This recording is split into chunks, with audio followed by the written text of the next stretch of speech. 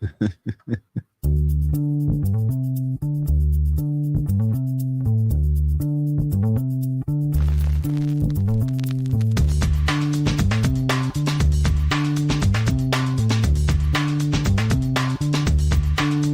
to the acclaimed podcast, The Deep Dive, featuring your esteemed hosts, Andy Monitor and Drew Dinzik, powered by BetSperts.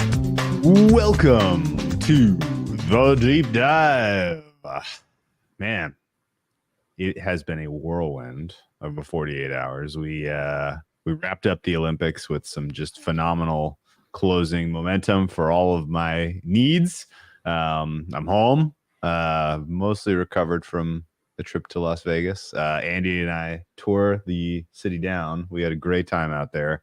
Thank you again to our host, Spanky, for including us in the Bet Bash extravaganza. Festivities. Yeah, I don't want to vamp too long on this because we do have some hard outs this evening, which two good teams for it because honestly, not a ton has changed for the two teams we're going to talk about. We're going to lean heavily on the things they were strong at in 2023. But yes, thanks to Spanky for putting on Bet Bash, for inviting us. Thanks to Derek Stevens for hosting it at the beautiful Circa, and everybody else who, worked on it there. Got to say hi to a lot of people. It was awesome. Everybody I met was so nice. Mm. Honestly, at a place like that, you're expecting way more weirdos. None of you were that weird. I didn't really, really. Well, I mean, I just kept my distance from like George and them, but like, yeah, I didn't. I mean, everybody was super cool. Like, basically, if you said hi to me, you know who you are. You were cool. You were I agree. Cool guy. It's 100% agreed. Yeah, cool guy. Because basically, I talked to one girl. Like, I'm trying to think if I talked to anyone but Tabitha. You talking Natalie and Natalie V. Yeah. Some else. Who else is our friends out there? It is a male heavy industry. Yeah. Yes. That's right. Hall of Fame dinner was great. And yeah, we're back. We're talking the Pittsburgh Steelers. I sat down and I said, the other day I was just doing something and I needed like the playoff teams. Yeah. I'm like, I can think of the 14 playoff teams. I'm like, I've been working on NFL for a while. I sat there with 13 for a long time, and I was determined not to look it up. Yeah. And finally it hit me. I'm like, oh yeah. They won like 10 games. Like, whoa, what was this? There was some weirdness in the AFC North in general. You didn't actually need it. You, if you made the playoffs from the NFC North, yeah, you either had the MVP or you had just whatever. Guy, or just a guy. Yeah. And yeah, this is or maybe a few guys. A few guys. So, my attitude on the Pittsburgh Steelers has changed phenomenally in 12 months.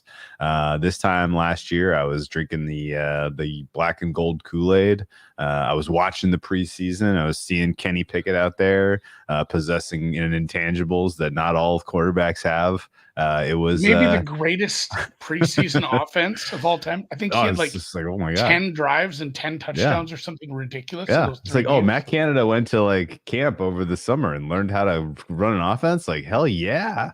And, easy to believe in the defense, easy to believe that if this team broke through and won a competitive AFC North, that Mike Tomlin was going to get some Coach of the Year recognition at long last. And while they did somehow, some way make the playoffs, despite all the injuries and just horrendous quarterback performance, it was still a little bit of a disappointing season for the Steelers, only winning the 10 games. And they were not competitive in their playoff game at Buffalo as they couldn't cover 11-point dog spread. They could not get that home.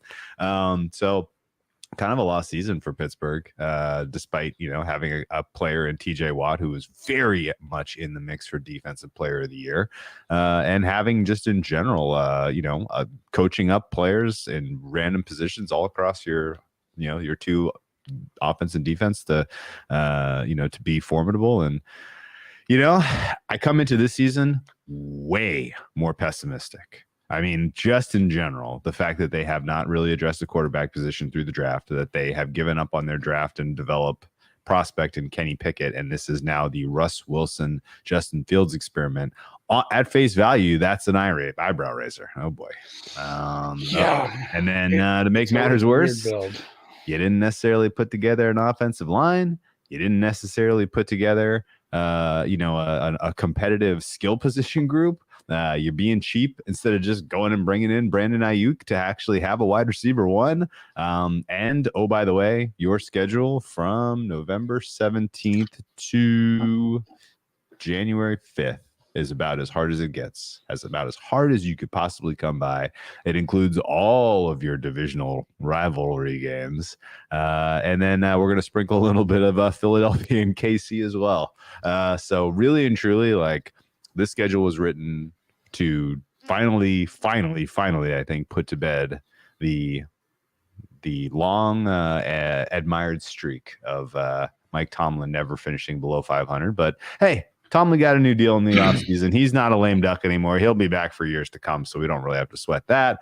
But this Steelers team has a little bit of a stink on them for me this year, and I'm curious where your numbers landed, because I knew I was going to have a good defense, bad offense, kind of when the dust settled. But I was kind of surprised that even the defense, I'm seeing some weaknesses. I'm seeing some holes. I have some questions. And so with all that, I think the Steelers are going to have a little bit of a tough time in 2024. Where is your head at with Pittsburgh? Yeah, it's a tough team to really put a solid prediction for what this offense is going to be. You know, we saw it in camp a week ago, and they come out and say, like, this is probably Russ starting, but it's a competition. We are having a competition here, and we know what we have in, Russ playing for a pretty good coach last year. I know there were some deficiencies in that offense, but we saw some pretty spotty performance since he's left Seattle. Even at the end of the Seattle's, run there, we know what we have in Justin Fields. We've gotten multiple years of him starting. It's flashes and big mistakes. Anyone who watched the preseason game kind of wonders if he's prepped to, be leading a team. That wasn't an awe-inspiring performance by any means. So the most important things that you have offensively, outside of, obviously a solid left tackle and the surrounding cast, called the surrounding cast for a reason. It's secondary, it's tertiary, it's a tight end. A tight end isn't going to win you the championship. You need a quarterback, you need a scheme, you need an offensive coordinator that's putting it all together. They might not have any of it. It might be a similar kind of feel to last year, where it's like, this defense is very good at times. It's going to stay healthy. It's going to keep us in games, and we're going to have to eke things out. They have a strong running back duo. We've seen that Arthur Smith, that's what we might get. This might be a run-first team, as 3 tight ends out in the field, running power, fucking this and that with both of them, and maybe not depending on the quarterback that much. So it could be just a really, really unfun team to watch. Pickens is good, drops off like a cliff after that if they don't end up pulling out this trade that's been 2 weeks in the making. It's something. It is really something to try to figure out what this offense is going to be, because it's certainly, we know what Art Smith had done at Atlanta, but that was a completely different makeup outside of, again, working with probably shitty quarterbacks. That is just his little cross to bear in life, I guess. It's going to be years and years, and the best quarterback he'll ever have worked with is Ryan Tannehill. No disrespect, Tannehill was a good quarterback, but there's a poor Art Smith. Poor Art Smith. Is that something we're going to say? You're muted. You're muted still. Sorry, man. I don't know if I feel sad for Art Smith or not. I think he'll be fine. He's got the FedEx money. Yeah, right. And I mean, I have really been pretty hard to come up with what is it that he does that I'm especially impressed by. They can still sign Tannehill, to be fair. True. And it's funny, sign another quarterback? That's crazy, Nick. Well, they didn't pay shit for either of the ones they got. They don't have an expensive quarterback room. Not out of the realm of possibilities. I saw some funny names attached to a few different players as I'm doing our research. A couple teams have been tied to hey, what if they bring Juju back? Oh, then they go from a 2 to a 2.5 in the skill position group. I mean, maybe I'm even high. The running backs are good. The whole receiving crew is just a joke. I mean, Juju, if you can't catch on with the worst skill position group in the country, then you're not going to upgrade the Steelers. Yeah, No, I mean, I'm not saying it's a good idea. It's just funny. I guess this here's is where the thing, they're like, at. yeah, like there's like there is a world where you squint and Art Smith Steelers football, like this feels like a fit. Like sure, like all the stuff that you wanted him to do with a very outstanding skill group on the fastest turf in the NFL, he didn't do. But you want to see him get weird, get physical, use Cordell Patterson in weird ways in Pittsburgh. Okay, with this group that he might have to, honestly. And I think ultimately the quarterback, their decision to kind of go in the direction of, well, Pickett's done, Trubisky's done, Rudolph, we don't know, and we'll see who is available. We'll get we'll try Russ because we're going to get him for free effectively. We'll try Fields. We'll get him for free effectively. Like I don't love that process. I don't think neither of these guys are good enough to be coached up as good as your culture is, especially without a solid offensive line and good skill position players. And I don't think Art Smith runs an interesting enough offense to help elevate things here. So this to me looks like a strong candidate for worst offense in the NFL when the dust settles. Am I crazy? They have the positional players. If the tackles are good enough, they can run this like outside zone run scheme. And he's kind of had the same. It's been different from here to there, and how far out it's true outside or if it's just kind of jumbled zone. It's always been kind of a philosophy of the type of offense he's run, no matter where he's been at. This is a good running back room, and if you probably have the tackles to do this sort of thing, you have enough tight ends to bring in and run these power schemes to the outside, to the edges. I don't know. Like, again, that doesn't sound fun, but what are you going to do when you have one good wide receiver and your quarterbacks are like Russell Wilson is in a quarterback competition in the preseason? That's kind of where we're settled at. So it might just be a run first offense, and I think he can do that. I'm not saying this is going to be a good team, but that's the kind of team that keeps the ball in your hands and lets your defense rest after another big stop. So I think it's going to be a team that's in a ton of close games. And whether they win 10 or whether they win 6 probably comes down to some drives at the end of the halves. Some intangibles. It's really going to come down to. I think there's going to be some. It's going to be kind of like the Patriots are even lower, but like games that land under 40 that are within like just teaser dreams for the dog. It's like a 3-point game, like 17-20. 16-19, a ton of those. Just based on what I can tell. Love to see. And obviously a lot of us were fooled based on what we saw from the preseason Steelers last year. Won't fall into that again because, yes, I don't have a very good offense for any of my ratings. The defense obviously is pretty good in a few spots, but it's this is a very tough one. Talk me through a team building decision, Andy. Russ or Justin Fields? So, it sounds like you're keeping Tomlin long term. Yeah. You have just upgraded offensive line. You got Pickens for another year or two under rookie contract. I mean, I'd want to lose. I don't know. You never go into a season and like say I'm going to punt, but like I don't think it matters. I think you get about the same record, either one, and hopefully. If I'm a Steelers fan, I'm not excited about another 10-7, get my shit kicked in the playoffs. We've got rings, guy. It doesn't matter unless you're like a 9-year-old Steelers fan, you've seen a Super Bowl win. You've seen multiple. If you're an old timer, you've seen a handful. Like, this isn't what the franchise wants. You're not excited about a playoff berth. You're not the Browns, guys.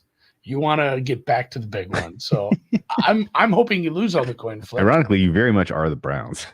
Yeah, no, you are now. You are now. You are now. Yeah, I want you. I want to lose. I want to lose all the close games. I want to win 5 games, and I want to draft.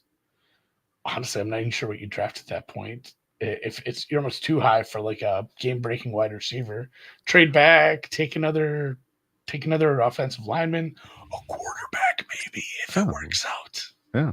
What if a player like Dak Prescott's available next year? Oh, I don't hate that. Take a wide receiver in the draft and sign Dak. Yeah. All of a sudden you're competing.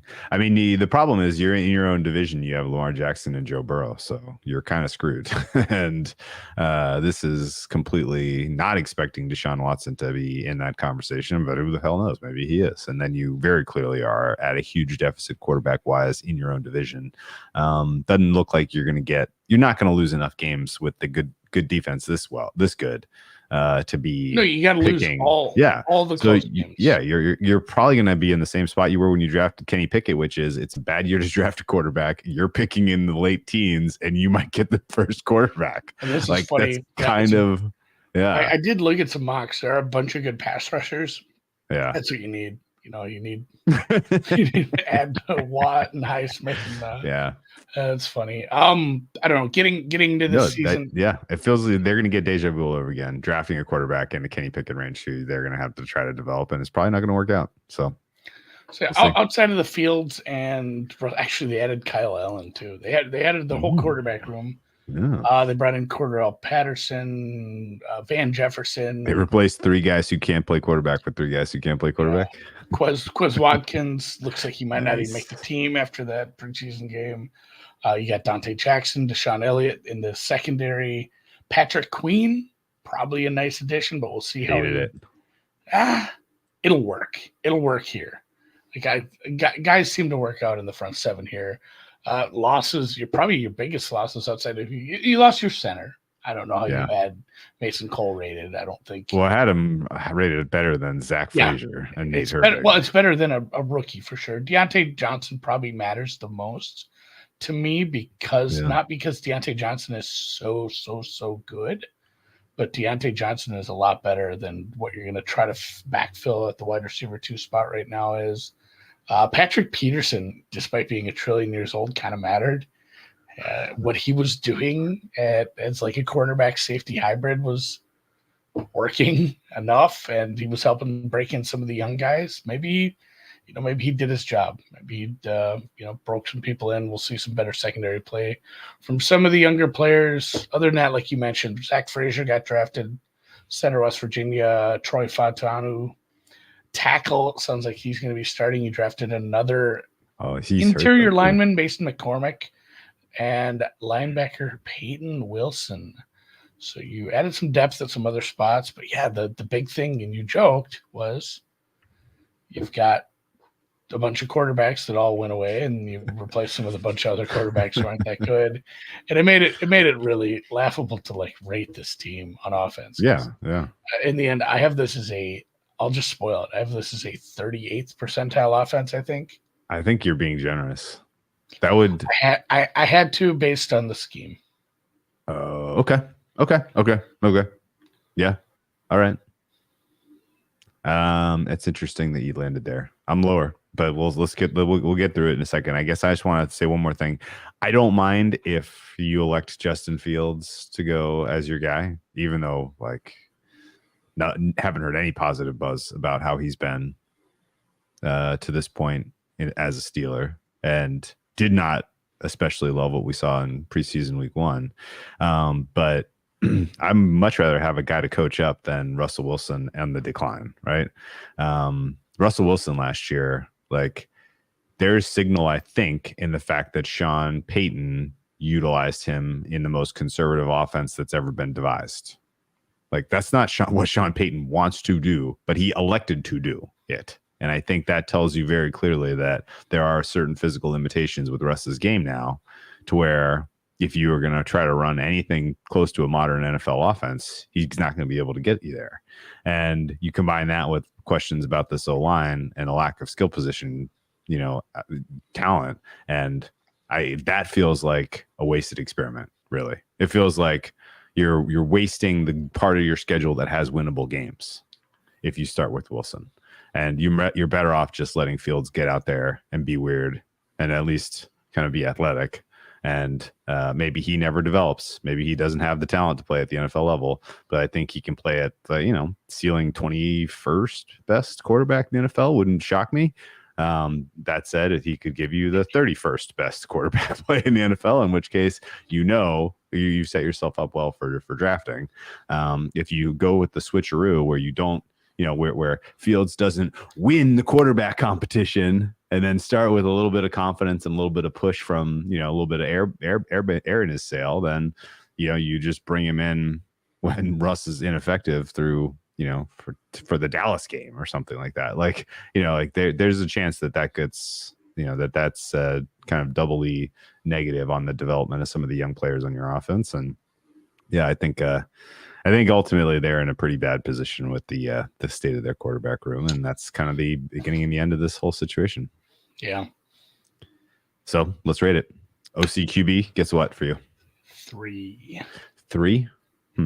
Okay. Yeah, I misspoke. I had a 36%. Okay. That's this is a 3. It's higher than like some of my 2.5s were Tennessee, Washington. I have Minnesota as a 3. This is on par with starting Darnold. Like Darnold's been a starter. We've seen okay play at times, but yeah, Fields is going to be mistake riddled. This Fields is in the new system. The only thing, the only positive is like it might be more of a power run, tight end, short stuff, dink and dunk, make it easy kind of system. And I think either of those guys can be not horrible in that. That said, it just has such a limited upside. Fair. And yeah, Fields had like 2 fumbles, snaps, and a couple bad decisions. Like it's. Yeah, I think that so here's my number. I'm at 2.5, and I'm looking at Russell Wilson as there's no ceiling and there's a floor at 2.5. I'm looking at Fields as more like a Bryce Young kind of a rating, right? Like you got a guy that has some draft pedigree, that has some skill sets that haven't been developed. Maybe in the right fit, there is an upside there, but I don't think there's a huge reason to have a gap between Pittsburgh's OC QB combo and Carolina. So 2.5 for me. The only room that I think is worse than Carolina and Pittsburgh is probably the Raiders, and we'll talk about them in the final quad of teams. But we're getting to the bottom of the barrel in terms of where I'm willing to go for a number, and 2.5 feels reasonable to me. Wide receiver skill group for you is what? This was my highest number. Of the 3, I went with a 4.5, which feels kind of high when you go talk depth, but like Pickens is very good. He doesn't even need separation to catch balls for some reason, which is good because he kind of just because he can't get separation. Yeah, he kind of runs tight with, and then but he makes good contested catches. He is very good. He's, bordering on it. Talk about damning with faint praise. That goes in the dictionary right there, man. No, he is very good. He's made some very good contested catches. Sneakily, one of my favorite running back rooms. Sure. Both of these guys are good. Sure. They both got a ton of volume. They both averaged over 4 yards a carry. And I mean, it's just like it's a solid duo. I don't know how you can dog on these guys at all. You can't. Warren breaks a lot of tackles. They both have like good running back, but again, they're running backs. It's 2024. Freiermuth is a stud. I have him slightly above average as a tight end. Some of that being he fought through some injuries last year. I don't know if he's super healthy anymore. I have him as a plus for a tight end, but he's not he's not a top 10 guy. So 4.5 based on the highs, but the negatives are obviously wide receiver 2, 3, depth, tight end, probably tight end depth. They're going to have to throw to Freiermuth. They're going to have to throw to Warren. They're going to have to throw to maybe not Harris as much, but they're going to have to throw to people who are not wide receiver 2 quite a bit. Yeah, I think that's fair. I'm at 4, and it's almost all running back, honestly. You mentioned it. This is one of the best duos of the league. Would it surprise you to know that Jaylen Warren was number 3 in rushing yards over expectation per attempt last year. He broke so much. I mean, it goes hand in hand with what I said. He broke a lot of tackles. Yes, that was kind of his MO. He was doing it the hard way. Only guys that did it better were Christian McCaffrey and Devon Achane. So that's rare air. The general vibe on the wide receiver room is bad. I know George Pickens can make contested catches. What's this number if they sign Ayuk tomorrow and don't trade away any offensive pieces? 6? 5.5 for me, probably. I mean, everybody gets knocked down one peg, which helps a lot, right? It's still pretty low. I just don't want tons of targets to Van Jefferson and Calvin Austin. I have no read on Roman Wilson if he's going to be able to contribute. You mentioned it. Quez Watkins is on his way out. This is a tricky situation. And that said, depth at the wide receiver position for the Falcons never really mattered. So maybe we're overstating this. I don't know. Maybe Art Smith's going to get something out of his scheming for these guys because Roman Wilson was like the big camp guy where the reporters were high on him. They were really saying he was the buzz guy. He was your buzz guy. He was your wide receiver 3, even as a youngster, but he is hurt now too. He has a bad ankle. He's working on the side. It's still August. He's got time to. If it's just like a tweaked ankle, he's fine. But when a guy I don't know boast anything about hardly is looking at your probable wide receiver 3 at times. You probably don't have enough depth. Yeah, that's Scotty Miller. I always liked Scotty Miller. I always thought he was a good complimentary piece. If he was your 3 or 4, that wasn't that bad. But Van Jefferson, Scotty Miller, Quez Watkins, Calvin Austin the third, and some other. Yeah, those are guys. Those are guys. What's your O-line? O-line is a 4. Okay. And I think I'm going to be a little higher than you. So it's not great to be starting 2 rookies. But I like Fatanu a lot. Obviously, he's hurt now, too. They're saying he's going to be fine. Apparently, he's penciled in. He's penciled in at a tackle. They're saying, he's just going to be the right tackle. They talked about Herbig as the center, but he was listed, and they're kind of saying the same thing about Zach Frazier. But we're going to start Zach Frazier here once the season get going. Or at a minimum, they're going to be the starters soon, which leaves you with you have a competition probably for left tackle between Dan Moore and Jones. Probably Jones gets the nod there. Yeah, okay. Dan Moore played a bunch, but he gave up a ton of pressures. Isaac Sayumalo. Yeah, he was your best offensive lineman last year, playing in his natural position. He had good ratings for everything. James Daniel, your other guard spot, was a good run blocker. So if you get good run blocking from the rookie center, you have a strong interior, and then you just got to hope you have a rookie tackle that plays well, and then Jones takes a step forward at left tackle. Huh. Okay. So it's I think you have a good enough interior that it's not going to be horrid, especially if it is going to be. This is the reason why I put 4s. Oh yeah. Basically, any tight end that will see the field in rundowns has a decent grade. Okay. I think it's just part of. That's a great. I think it's part of playing there. So I had a 3.5, and I said, you know what, they're going to have so many 2 tight end, 3 tight end sets that I kind of got to include these guys. Give them a little bump up for the sixth lineman, and I think they'll be fine in the run game. We'll see. The main issue for me and why I almost downgraded it back down again was you have both quarterbacks. I'm working under the assumption it's like 60-40 Russ here for my week 1 starter. Okay. Doesn't matter which one you have. They have terrible sack avoidance grades where it's like, hey, these guys are going to make your tackles look worse. Okay. So that's tough too. Where do you put that grade? Because they're both going to run into sacks. That's the problem. Yes, I agree with you. Even if this good pass pro is good? Are you going to know? I don't know. Yeah, I give him a 3. The continuity, the rookies, all of it looks spooky to me. Broderick Jones is a bona fide guy, but we only have a small smattering of starts from him last year. Much. And some Sayamalu being their best. Okay, no disagreement. Your left side is solid, but yeah, questions about interior pass pro are going to be constantly asked about. Wilson and or Fields going to have to answer questions constantly. I just made fun of us getting duped, absolutely snookered by this team in the preseason last year. But I watched some of this and Frazier played well. But again, It was I think it was somewhere between 15 and 20 pass protection snaps.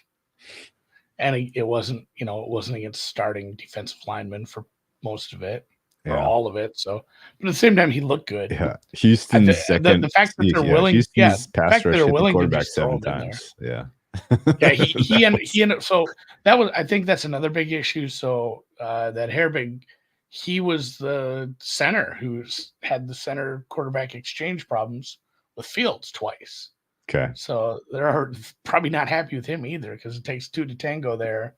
And Frazier came in. He was fine. He looked good in protection. So if he's good, here's the thing. So I have this as a 4. You have this as a 3. 3. Fatanu clicks. Yeah, if Fatanu clicks, and there's no saying he can't, and Frazier plays well enough in the middle, this is a very much above average offensive line. Sure. This could be this could be if all they're doing is road grading. Yeah, this could be a 6 and a half. Yeah, that's the thing, especially James Daniels, their right guard, who's probably a weak link at pass pro. He's a pretty good run blocker. Sure. Yeah. If they decide to run 1950s NFL offense, these guys might be the best in the NFL. I hate it. I think it behooves them to do so. All right. I'm at the 30th percentile for the Steelers offense overall. They are a hair above Carolina for me. They are below the Giants and Washington for me. They are a hair above the Patriots for me. And that's about it. This is poor company to be in for an offense. And I think they're going to have, I could see myself downgrading all of these units as we get evidence, certainly. Run, stop, as we flip over to the defense for you is what? 6.5.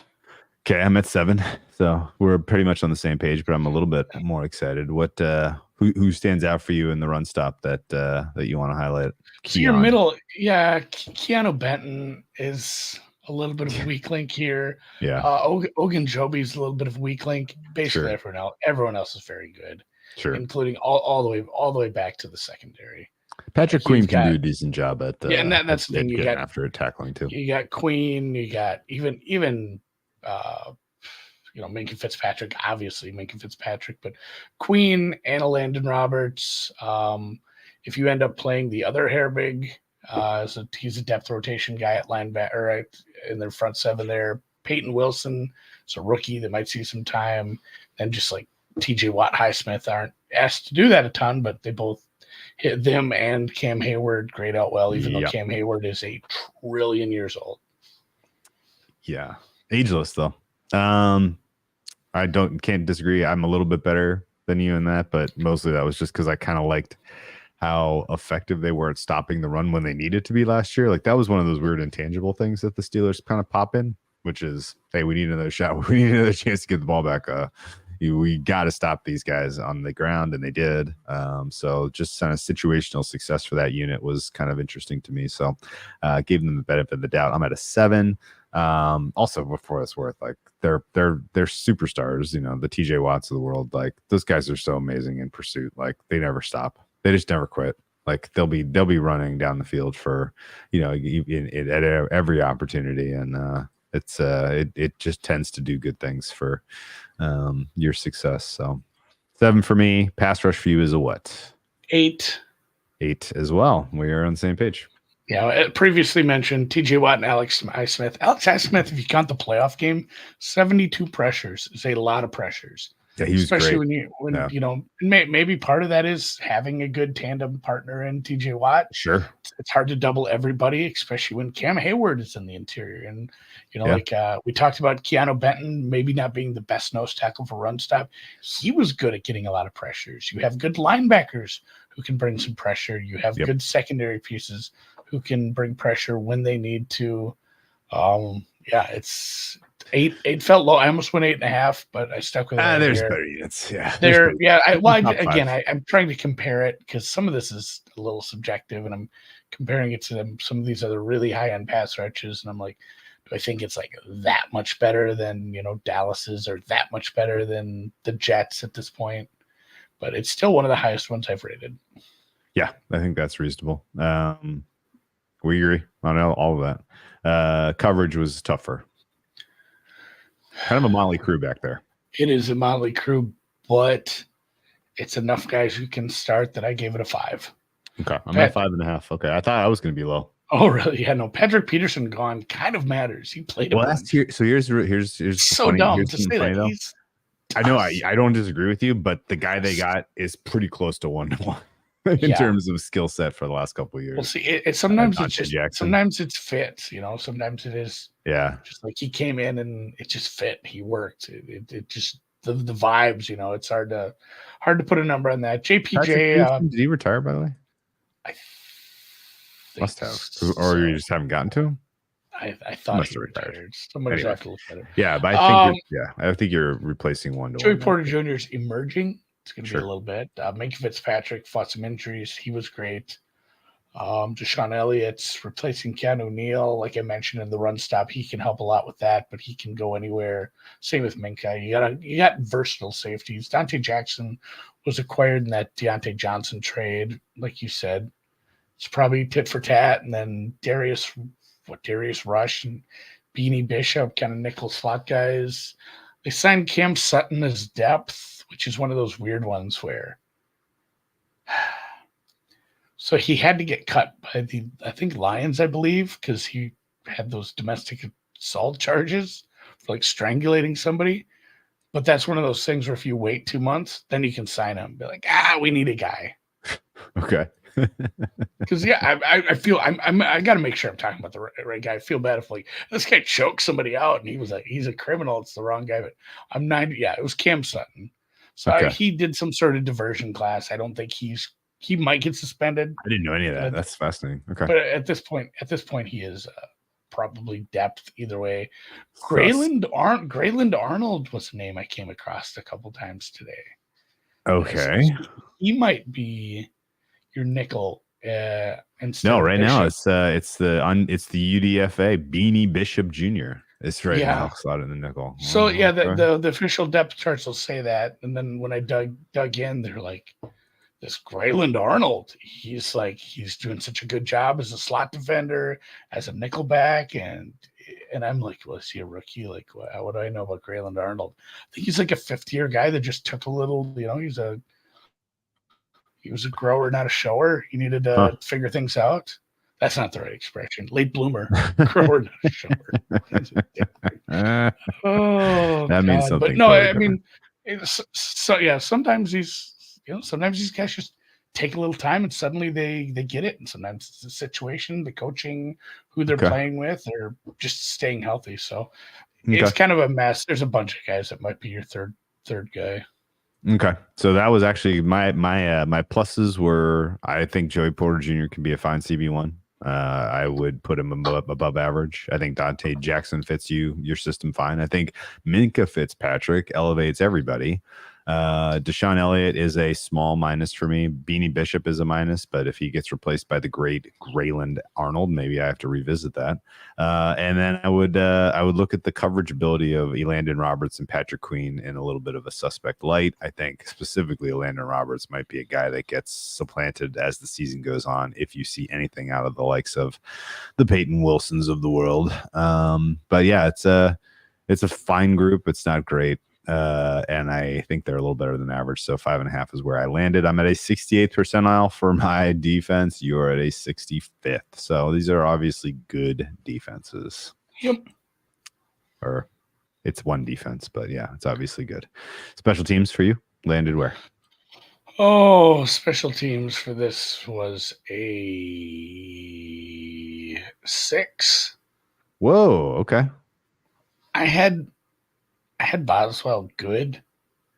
He was 93% kicker. I have the punters decent, and then Patterson. They signed Patterson for kick returns. Okay. They signed you got Calvin Austin, who's a good enough punt returner. Like everything's slightly above average. Maybe it's a little high, but again, it's special teams. Doesn't matter. All right, intangibles. 11 out of 10. The Tomlin voodoo is what it is, right? I know. I put it as a 7. He's very good. Yeah, but I'm actually at 7.5, and not even joking. I think this is one of the higher numbers. Yeah. Like you honestly need a factor for a guy like Grayson Arnold, who we don't know anything about. Grayland Arnold. Grayland. Like, popping. Like you need a factor for that. And that's going to be the coaches him up. And is he our new Van Ginkel? Her new Grayland Arnold? Yeah, I'm 26-year-old from Baylor. What? That's what I'm saying. He's not like he's played a few years. Okay. All right. I'm following him. Okay. I'm following him on Twitter right now. Wow. All right. Okay. So in total, he hasn't tweeted since he was in like. Oh, I thought he hasn't tweeted since Baylor. In total, you're at 45th percentile, and I'm at 41st or 42nd, I guess, if you round up 41.6. You know what's not good if you are in that range is if you're in the AFC and you have a very tough schedule paired with being less than an average team. I mean, if this team gets to 500, where the voodoo is officially like, I give up, it's real, right? Like this is crazy. This team is in the Minnesota, Chicago, Tennessee range for me. Sure. Minus 2.5 is your number? Or minus 3? I had a -2. -2. Okay. I'm at -3. You're at -2. Yeah, I think honestly, I don't understand how I don't really understand how these guys are going to find their way into the luck box wins that they do every year, but they probably will. This defense, again, like they're not as good as the Jets, but that's just because the coverage for the Jets is so superlative. Other than that, they're the second best defense I've ranked so far. Soon is good, better than New England, better than Houston, better than anything in the AFC South, NFC South. It won't be the best defense I ranked today. Oh, interesting. Yeah, spoiler alert. Browns are next. All right. Well, I think that's all fair. Let's look at their schedule. I don't think we're this far. I don't think we're that far off market, honestly. No, I think we're close in this team. It's just I think we're a little low, though. Right? It's hard to rate what we're going to get from this offense because we don't know. But yeah, NFL Purgatory says beat Gamer 99. That's pretty true. As we mentioned, it's a tough schedule. Here's some silver linings. Sure. Maybe Kirk Cousins isn't actually ready to go, and you don't have to face. And also, even if he is, it's early where he hasn't had time to fully integrate into this offense. So at least you get that early. I can't spin the Denver game. You're like the only team who has to play Denver early in the season at altitude. Yeah. Remember they had one home game and that was it. And you are the one that has to play. I wonder why I usually have a little symbol for that because that sucks when you got to go at altitude early. I should have a little intangible negative for them for that. That's three of your first 4 games are on the road. Yeah. Then you have a Dallas game. You play the Jets. You play. You got a little bit of respite on the bye with the Giants and Commanders, but that second half of the season just sucks. Like if you haven't figured it out by like game 10, if you're injured, you're not playing. Like you're not. I should try to gut this out. Yeah. What if you didn't? What if we sat you and we just lost all these games and figured things out? Because versus Baltimore, at Cleveland, at Cincy, versus Cleveland, at Philly, at Baltimore, versus Kansas City, versus Cincinnati. Oof. Yeah. Wow. By the odds, and I know a lot of these have changed, but your easiest game is the Cleveland Browns coming to you at home in a sandwich game between going to Paycor and going to what do they call it? The Link, yeah. The Link. So not only is it road games, but your road games are Cleveland, Cincy, Philly, Baltimore. Cleveland, Cincy, Philly, Baltimore road games, 4 of those within 6 weeks. And then everyone else mentioned Kansas City at home, Baltimore at home, Cincinnati at home. Ish to Frida. Not great. Yikes. All 6 divisional games after November 17th is weird. Very weird. I will say this. It's fun that they give us Art Smith versus going to Atlanta week 1. Yeah, that's fun. funny. I can also tell you, if you're looking at the screen right now and you're looking at the look ahead line when these graphics were made a million years ago, it was Pittsburgh +3. That's been bet in. Did you know that? The current market, you can get 1.5 right now if you want on Atlanta. You can lay 1.5. That looks like a lay. I would love to hear some reports about Kirk Cousins before getting involved there. But yeah, with the pass pro and just in general, the offensive line kind of mitigating the one true strength of this defense, like I'm not sure how you play keep away enough. Even though Atlanta's defense stinks, it's still not a unit that I'm not sure you're getting separation in the passing game. You're just gonna have to do it on the ground. Maybe I just sit out that game because we want to see some Kirk, but surprised that's gotten bet towards Pittsburgh. I don't think there's a lot of other market momentum for Pittsburgh anywhere else that I've seen. This schedule to me looks like you are about 1-4, 2-3, and then you put together some hard fought wins. That Pittsburgh Las Vegas game, you think there's a chance that 2 years in a row the Raiders are going to give us a 3-0 game? Boy, that's within the realm of possibilities. It's gonna be weird. It's gonna be weird when they are like 5-4, coming off that win, at Washington. It's not a great matchup for Washington with a young quarterback against still, if it's healthy, a good defense. Yeah, even on the road. Yeah, and that it's gonna be a 5-4 team. But is it? Are they gonna do it again? Are they gonna do it again? And then they just don't. Oh yeah, it's what has to happen. What has to happen between weeks 1 and 10? Yeah, for you to feel, and I want you to actually do this thought exercise. Yes, and say, like, going into that final stretch of 8 games. Correct. I believe they can win 4 of these and get to the 9th win. I think it's pretty easy answer, man. Is it all just a quarterback is playing at league average? Yes. Well, yeah, yes. Your quarterback is you didn't have to be league average. Your quarterback has to be the 20th best quarterback in the NFL, and you draw Josh Johnson and Jameis Winston instead of Lamar Jackson and Deshaun Watson, because that is kind of the one secret thing about clusters like that. If a quarterback goes down, you're going to get the benefit of it twice, right? And so like that's not crazy, but I also think that betting on that is stupid. So. Because we can say this 2 ways. Yes, it sucks that you have a backloaded, gnarly schedule. But if you were going to choose between front-loaded and backloaded, you choose backloaded every time because injuries and all blah, blah, blah, blah, blah. Like, you don't really know who's going to be good by the end of the season. But the fact that it's all those divisional rivals and that you play such a physical style of football and that you're gonna be black and blue, just in general, like.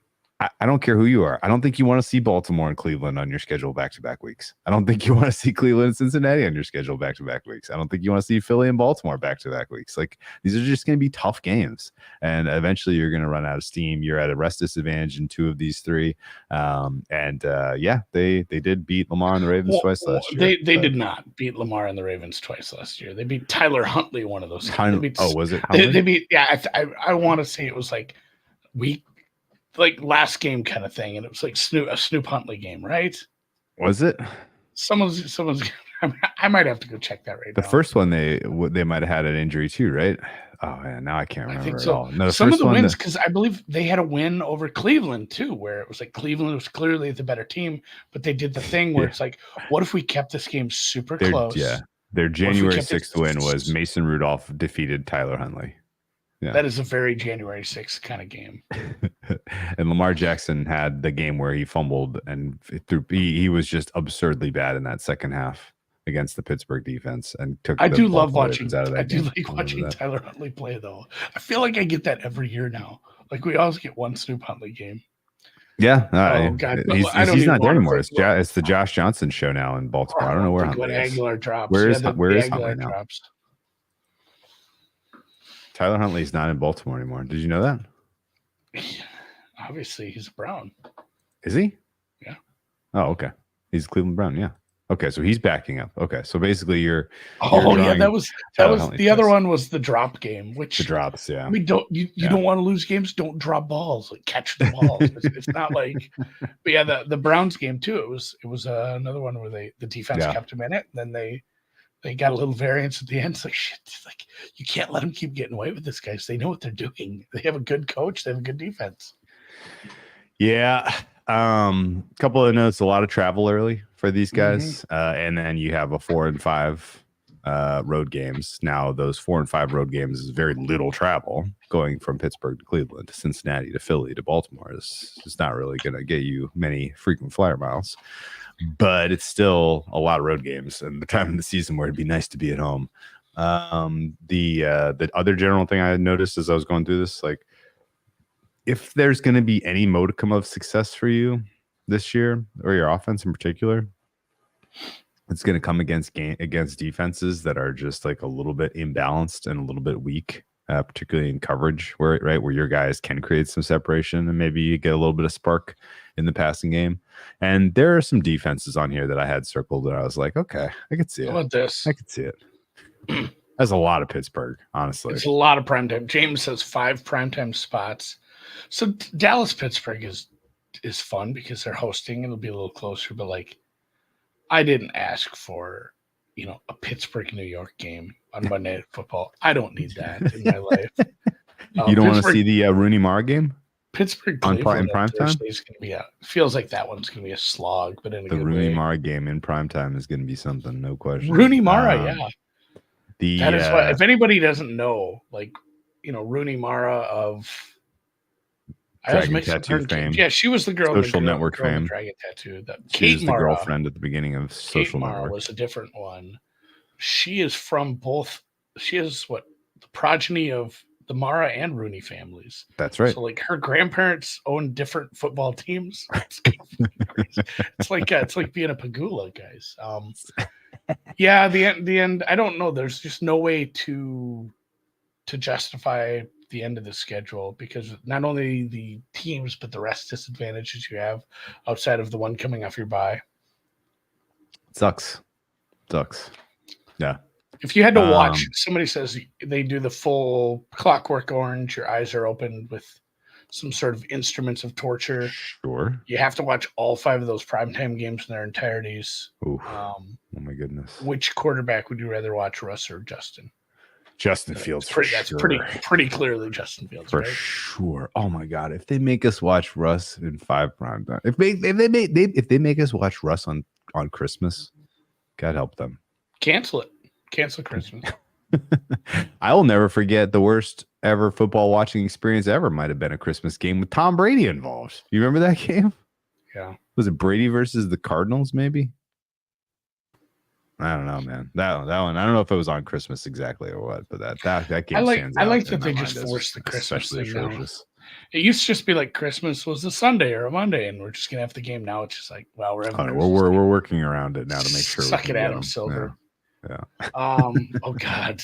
I'm guessing a lot of man. Some of the matchups of D versus D on here are so good. I mean, both Cleveland games, like both Cleveland games. If Watson continues to suck, like. Totals of 35. Oh yeah, dude. After that, honestly, after that Atlanta game, you go to pass rush hell. Holy shit! I mean, Denver's not amazing. Chargers can rush the passer. Indy can rush the passer. Dallas has the best pass rushing talent on earth. Vegas can rush the passer phenomenally well. The Jets can rush the passer. Giants have one of the best D lines in football.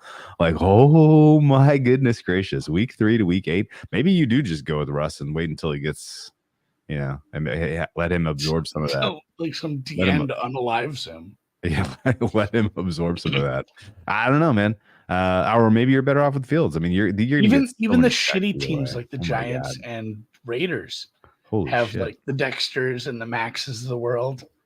Yeah, even when you're playing like bad teams, you're facing good. You're still going up against gnarly rushes all year.